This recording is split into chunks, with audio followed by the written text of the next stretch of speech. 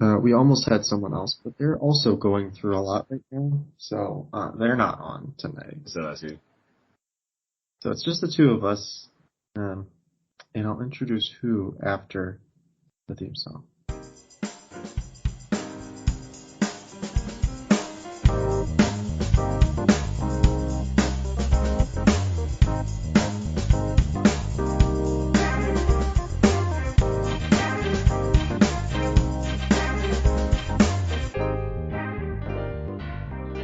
This is the Experience Podcast with me and someone else. Hello. I don't have to awkwardly figure out who the someone else is to answer first this time. It'll just be me. This week. Like I said before, we almost had someone else, but we're going to roll with just Chase because he has a lot to say this week, according to him. Oh, I do, apparently. This is news to me. So what's going on? What's happening? Well, I guess like football season's happening. Coming out of a protracted dark period of life. Had significant mental health improvements recently. In a somewhat drastic fashion, actually, but and then I suppose looking forward to, I'll say, it's kind of hard to describe. I don't have like a new job lined up yet, but I have like a clear vision, essentially, of what I'll be doing. And so it's like light at the end of the tunnel kind of thing.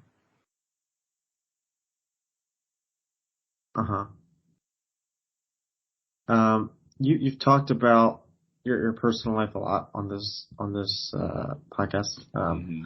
So what changed drastically, at least recently? Because I don't remember the last time you came on.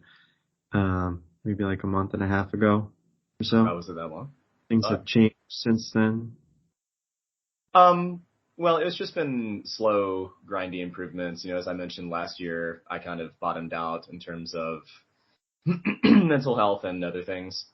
I was forced to confront a lot of really dark shit from my past and discovered that I had catastrophic brain damage. So that was it's been a hell of a ride. I'll put it that way. And, but basically I hate to use the term healing journey because God, there's so many of these like isms and psychobabble crap that's, highly marketable and reputable for like self-help shit and psych shit. And I don't know. I found most of it useless and insulting. But you know, if you want to say like the healing journey, that's basically what I did. So I did a lot of reflection, a lot of healing, and I'm coming out on the other side of that.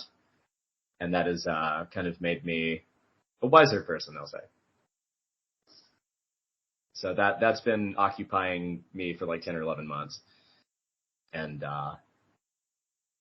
but I know a lot of neuro shit now, so that's part of the future, I think, for me. Yeah. You talked about that last time you were on, about, sort of what your brain had gone through and how you were trying to fix it. Yes. And I suppose, and maybe I'm recalling it wrong, but last time you were still sort of, in the middle of that repair process, but it sounds like now you're on the downswing or perhaps already out. Is that right? Almost. A little bit more to go, but yes. Yeah, pretty much out of it, which is great to hear, obviously. It'll be great to be out of it, I'll tell you. I think over time, I'm going to start sharing kind of what I went through because I still have a lot of processing to do with what has actually worked for me. Because I will say right now it is unlike anything I've ever seen happen, like on the planet. And, I don't know. I suppose it can be useful in context. And so I need to figure out what it is. But suffice to say, one of the things I definitely learned is the overwhelming majority of serious mental illness is some form of brain damage. And I took a look at, taking a look at people in my life that are fucked up. and kind of the mental health epidemic that we're both familiar with. We saw it firsthand at Tech. You just have to wonder the solution. I mean, it seems obvious, but not, in the sense that, well, why are you depressed, anxious, or whatever the fuck? Well, that's your head. It's your brain. Well, that's like a no shit, but does anybody talk about like brain health? Think, okay, well, we do some exercise, that's fine. It's obvious without being obvious. It's one of those things that's, well, no shit, obviously mental illness, but okay, that's great, but what do you do for it? Well, we have all this indirect shit, but the direct solution is the best one. And so that's kind of inspired me to look into neuro shit, and a lot of learning about the brain and kind of how people are on Earth and shit like that, and educational. And there's just so much information I could share, but it's so haphazard and still kind of coming to terms with what happened, that again, I'll start sharing tidbits here and there, but I can't even weave a story for you right now. That's how, that's still a lot of processing to do. But suffice to say, some of the things I've done have worked.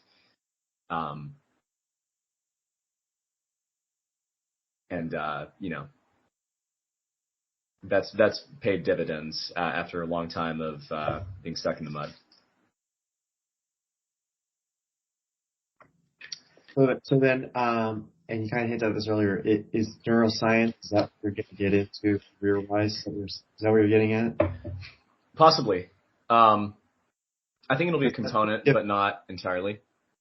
That's pretty studied in school, right? Oh no, I studied physics, and one of the things I did learn, by the way, is a lot of our physics are fundamentally wrong. I think I've alluded to that on the podcast before, but to kind of look back at what I did and kind of look back at career and stuff,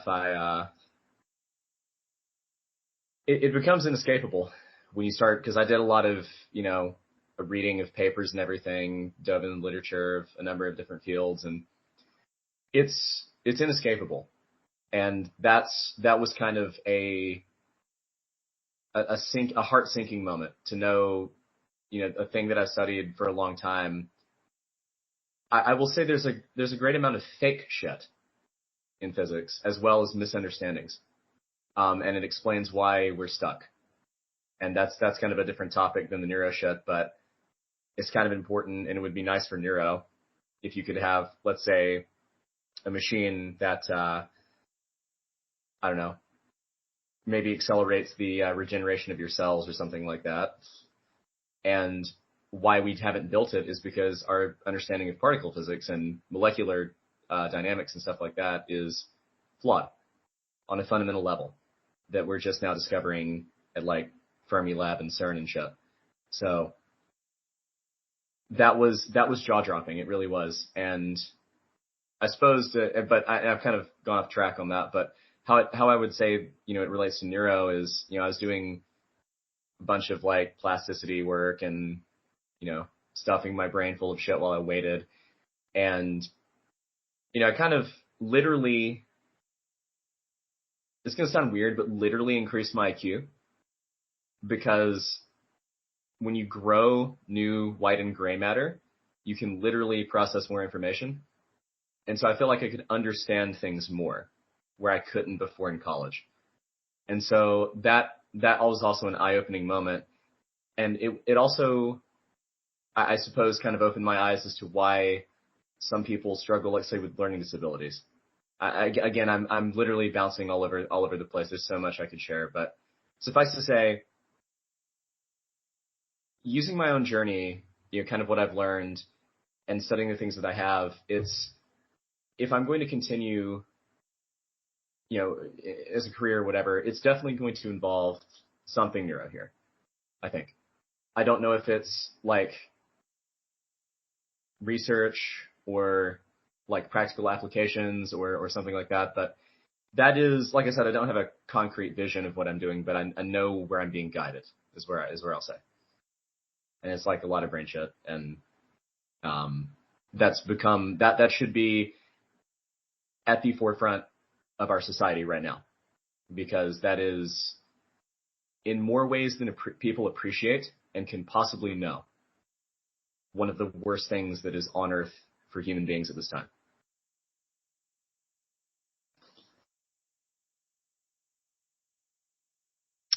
Yeah. Okay. Cool. That's good. Yeah. I don't know anyone that's really getting into that. I'm trying to think of. I think you're one of the only ones that's really gone down that path. So, well, maybe someone I know did neuro. I think my sister almost studied that, but then she did. Yeah.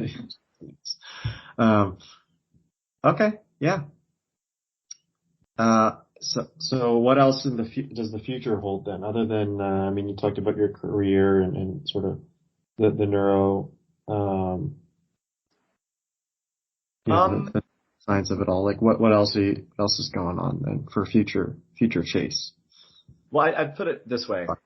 I'd like to bring technology to the planet. That's how I'll say it. It's using what I've learned, what I've gone through, and kind of drawing on my interests. That's what I would like to be doing for people is, and fundamentally, I suppose where I differ now, or how I differ now from where I was before, is I was kind of a material oriented, like my studies in physics was like material oriented or, research or whatever. And now it's more people oriented. I would like to design or bring, especially like medical technology, in some capacity to, well, again, and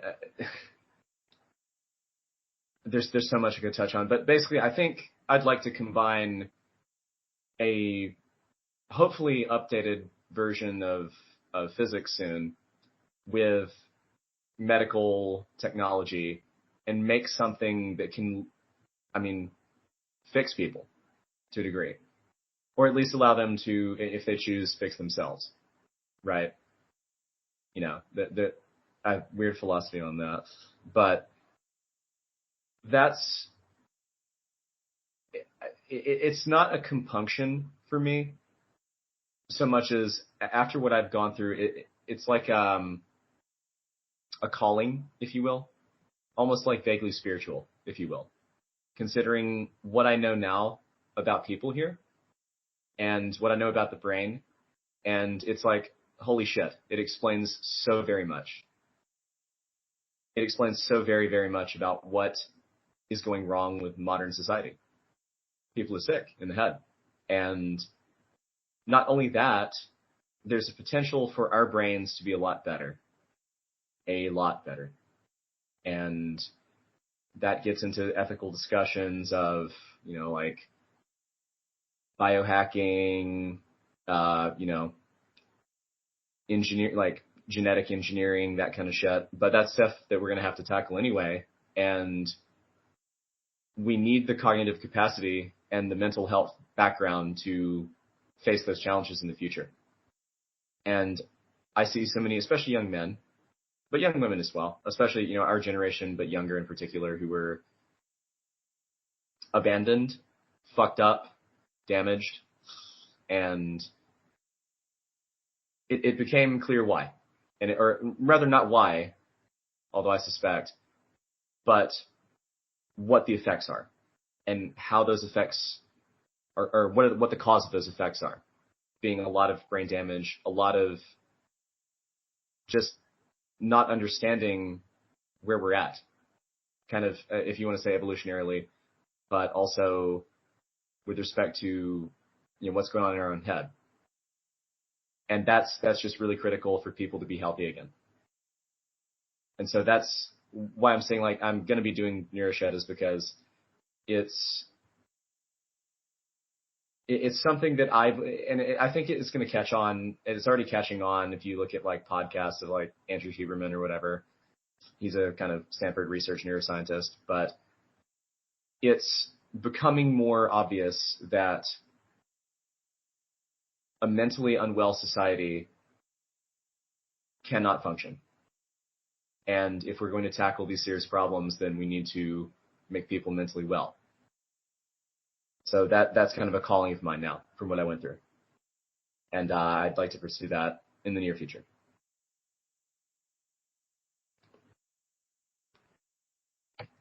Okay, yeah. So, yeah, I don't have any questions on that.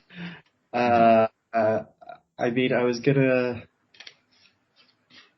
So what is your opinion? How far should we get into genetic engineering, I suppose?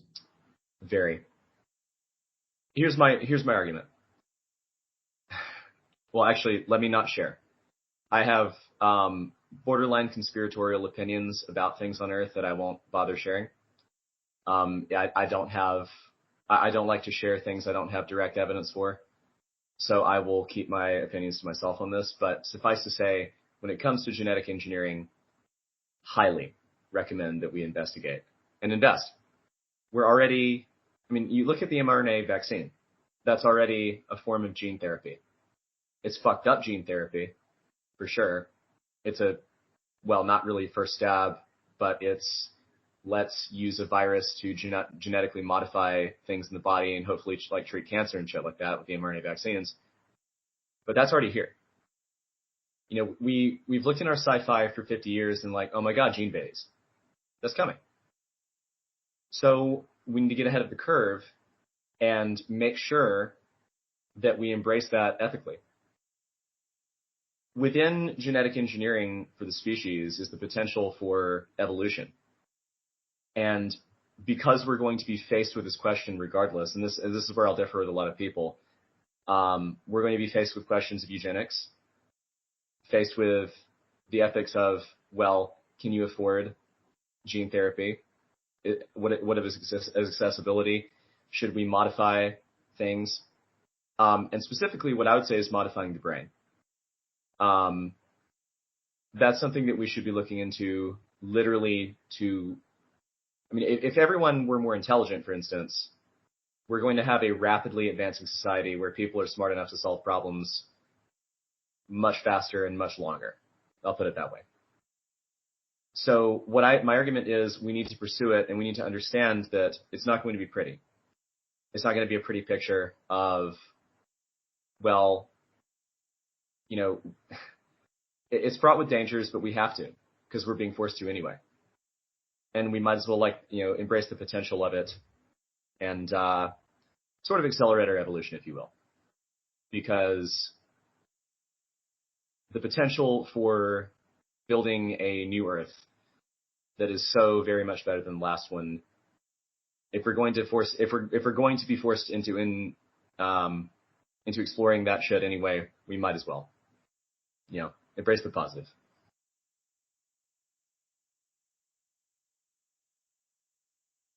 Okay, so you definitely see it as more of a positive, right? Because there's a lot of people afraid of it. So what do you tell the people that are scared? It's natural. Right. People are very scared on Earth of everything. And I face fear, unlike many people, in many contexts. I can't tell people, be not afraid, and expect people not to. I'm not going to sit here and tell people, oh God, what happens when we gene engineer our babies? What happens when we do eugenic shit? Because the Holocaust is not that far away in history. And my argument is, well, frankly, your fears are going to be realized. But that shit will happen eventually. The object is to, hopefully use a little foresight, put some laws in place to guide it in the right direction, embrace the positivity of it, and use that to heal people. Because the fears are not without reason. Again, you look at what we've another thing like this. fucking like Tuskegee. I would argue COVID, right? Where you deal with these themes, these new vaccines that have all these adverse side effects. This is already a reality. It's just not in the way we thought it was coming. So the problem is when people are afraid, we're going to have to face it as a civilization. You can't run from it. And we're being forced to, right? And my counter argument is not necessarily be not afraid, but imagine if you're at a fork in the road. Try to choose the good fork, or the good path on that fork, because you're going to have to keep walking. And when the fears are realized, we will deal with them. Because the potential for fixing people, or let me take that off the table, for helping people. I don't believe in fixing people. But helping people is worth the risk, I will say. Because we can't run from it forever.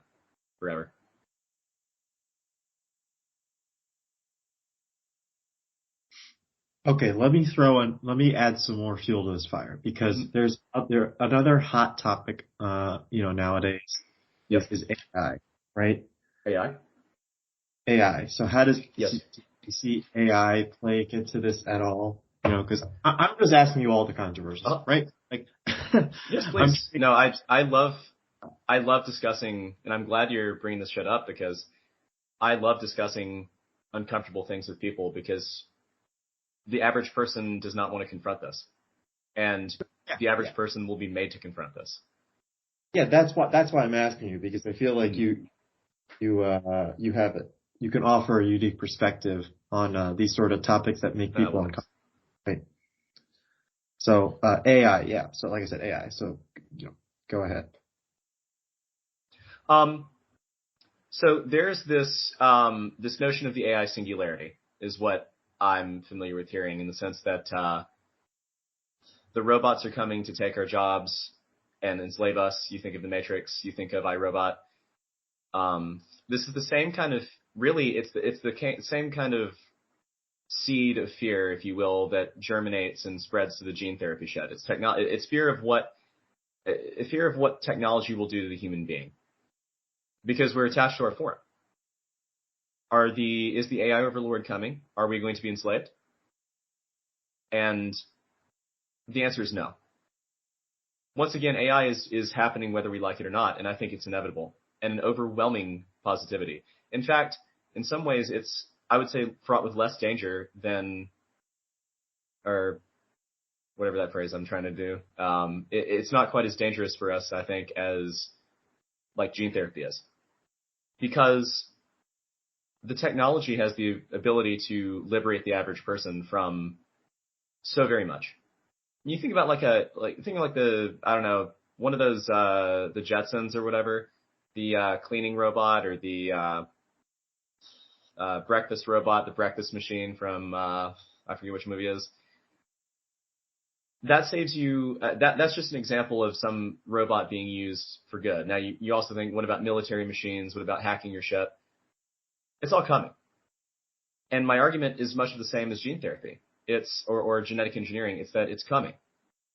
It's not that we shouldn't be afraid of the negatives. It's that you should embrace the positive and be prepared, learn, understand that this is not all negative, that if we execute AI properly, and we should do what we can to get ahead of the curve on it, we can use that to make people's lives a hell of a lot better. And I think to assuage the fear, it's a lack of understanding about what AI is. Is it something we're going to, like Terminator 3, where they're going to plug in, it's going to become self-aware and nuke the planet? Why? Why would it be self-destructive unless it's programmed by people? And that's another fork in the road there, fork in the distro, if you will. It's who weaponizes AI against other people, because that is going to happen as it happens, now, just with bigger toys. So the point is, these are coming. there's an understandable amount of fear. And I think it's much like, I think with AI, it's this notion, we have this programming in our culture where we just understand. You talk to older people, right? I'll make this more concrete. And they barely know how to use their smartphone. And so when you talk about like AI, they think old movies. I mean, you go all the way back to like 2001: A Space Odyssey, 1969, HAL 9000. And he's literally imprisoning and fucking with people in a spaceship. That has been a cultural meme, if you will, for what, 50 plus years? And the older generations are used to that. So it's an understandable amount of fear. My counter argument is, again, it's going to happen. Imagine the potential, and more than just imagine the potential. If you're afraid, study, understand. Knowledge will defeat some of your fear. And learn how to use, learn how to utilize, learn how to direct. We are not, one of the things that I don't like about the fear narrative from everything is that we're powerless. And soon, I believe we will have an empowered world, whatever that means. I don't, I'm not a fan of the word empowered because of reasons, but if you must, we will have a world where people can actuate their own change and destiny. And part of that will be genetics, part of that will be AI. So use it. Learn it. Don't run from it, because it will be thrust upon you by people who will use it. Get ahead of it. Learn from it. Learn what we can do with it. If it's going to happen, we might as well make it good.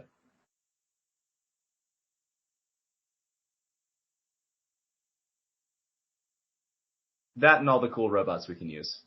I wouldn't mind a sex bot or two. Oh. I didn't know that was the next sentence. Yeah, I also see it as an inevitability. Yeah. Let me start that. Yeah, I also see it as an inevitability. Because it's already being used in everything, right? You know? Yep. In everything you already have. Which is, I always find it hilarious when people are like afraid of AI, but then then they go right on their smartphone. It's like, yeah, come on. Your phone's always listening. It's always doing everything else. And it is pretty useful, you know? Again, in ways that you don't really think about it, that we already use in like, the modern sense, right? In a way, well, I won't get into it. I'm not a huge expert in AI, so I won't go too deep into it. Yeah, okay. I mean, those are all the heavy topics. Did you want to cover anything lighter? Anything else? Well, how about that local sports team? I don't know. Let me ponder you a question here. This Georgia Tech, we're recording this on a Saturday, and the Georgia Tech game is going to happen in like an hour or so, I think. Yes. Do you know what network it's being broadcast on? No. I bet you would never guess, and I'll give you a million guesses, because it's being broadcast on the cable network, the CW. The CW? The CW, which for excellent. Those who aren't aware, it's a cable network. I believe it's part of the Warner Brothers banner. Like they own a majority share, I'm pretty sure. Let me double check this. Maybe they don't, actually. Well, they have a bunch of Warner Brothers content, I suppose. They're famous for, I think, like Supernatural, Riverdale, like The Flash, all those shows. That's what it's broadcast on. It mainly targets, you know, the young adults and stuff. But today, they're broadcasting GT. I forget who we play this week. A Georgia Tech game against. Does it even matter? I think it's.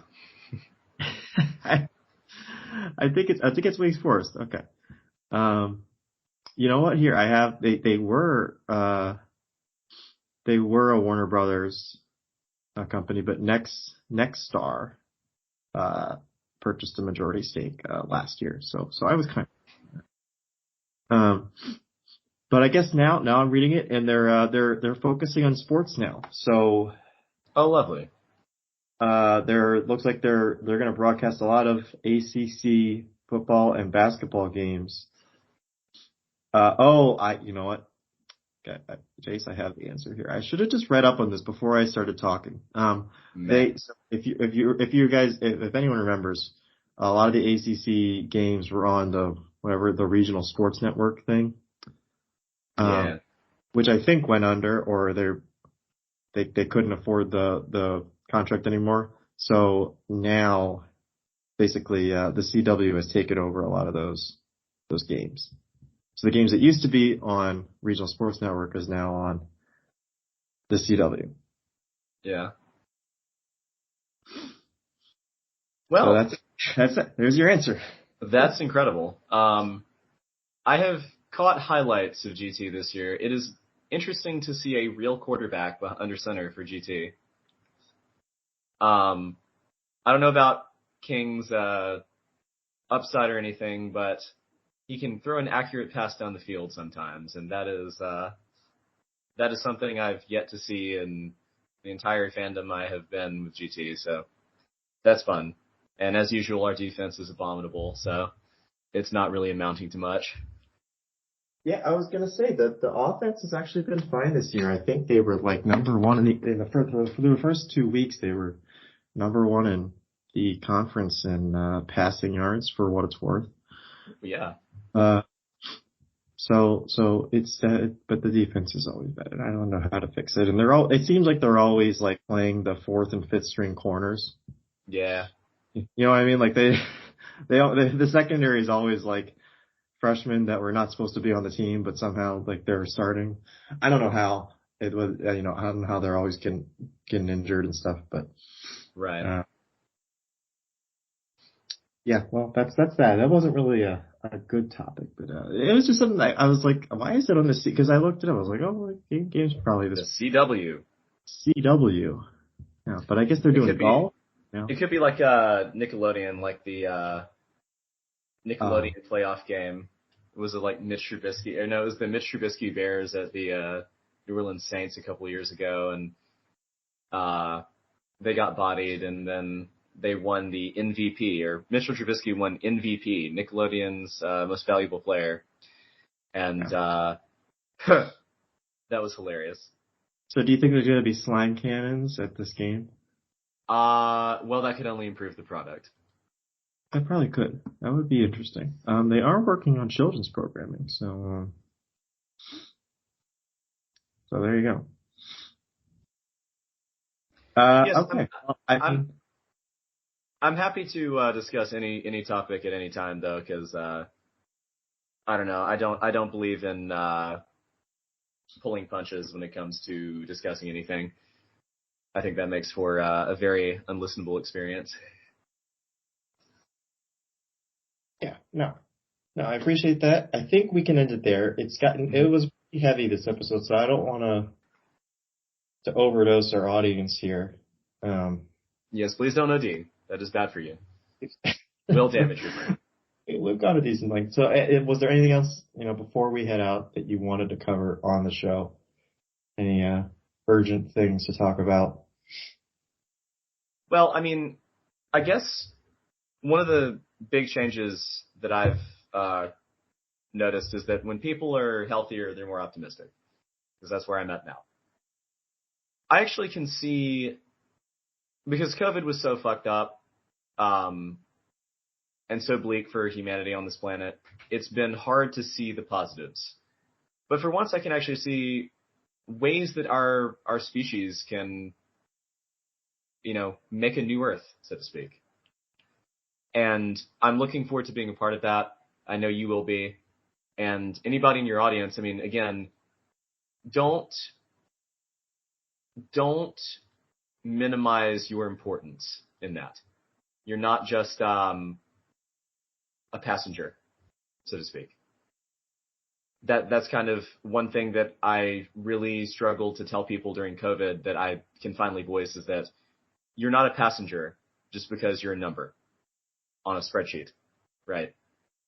In the statistics of the analogy sucks, but anyway, get ready to participate soon, because that's coming for you.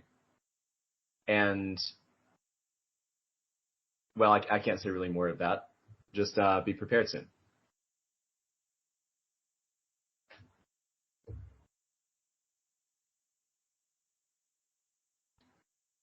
Yep. Sorry, I was sneezing. Great ending message then. I think we'll leave it at that then. Excellent. It was nice being on.